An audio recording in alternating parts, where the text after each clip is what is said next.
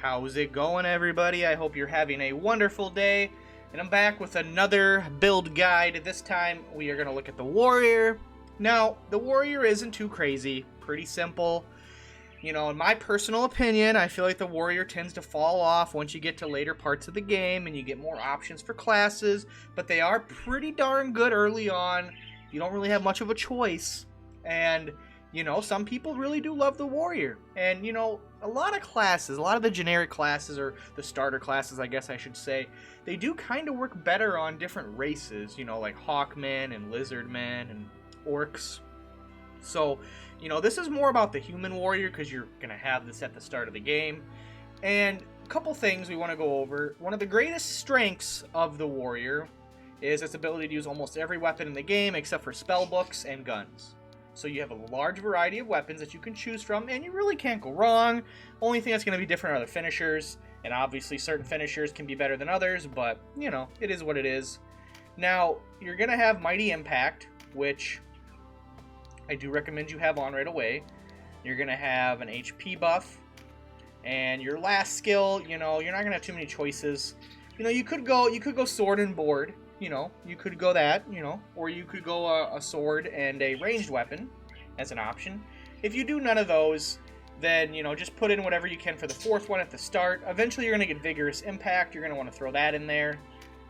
And Vigorous Impact is really useful for accuracy. And in case you don't know, accuracy affects the chance to debuff. So the more accurate you are, the guaranteed debuff chance you're going to have, especially if you have a debuff on your weapon. Yeah, you have a weapon with a debuff. Very good.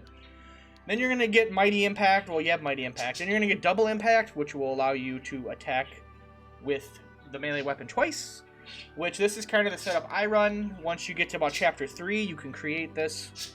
And, you know, it gets the job done. You can combo Mighty Impact and Double Impact. Just be careful that when you do Mighty Impact, that you don't knock the enemy away.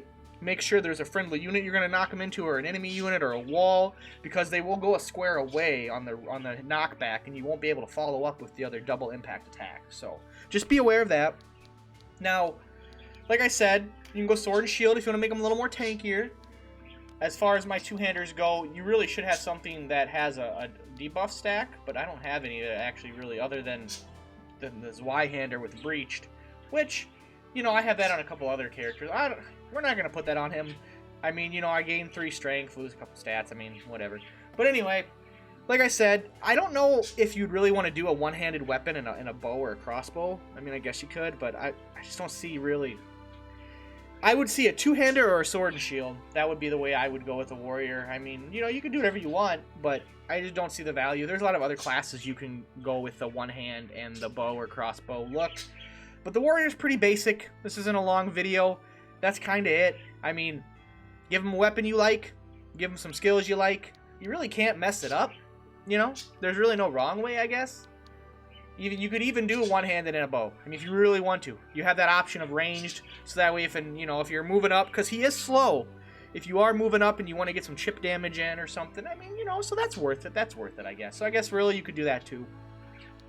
Main downsides are he's just kind of slow and doesn't have a lot of movement, and like I said, later on in the game, you only have 10 to 12 units in a party for most battles. You're gonna have to make cuts. He's probably gonna be one of the guys you cut. But he's good. He's good, get you through the beginning of the game. Can be tanky, can hit pretty hard. I enjoyed him for the most part. He does have some issues, but he's a good unit. Hopefully, this build guide helped you a little bit. I know it's not too in-depth and too crazy, but at least it kind of showed you what you could do. There's not a lot of options, like I said. So unfortunately, the video's not going to be that long. But thank you guys so much for watching. I appreciate it. And until then, I will see you guys in the next one. Later, guys. Peace.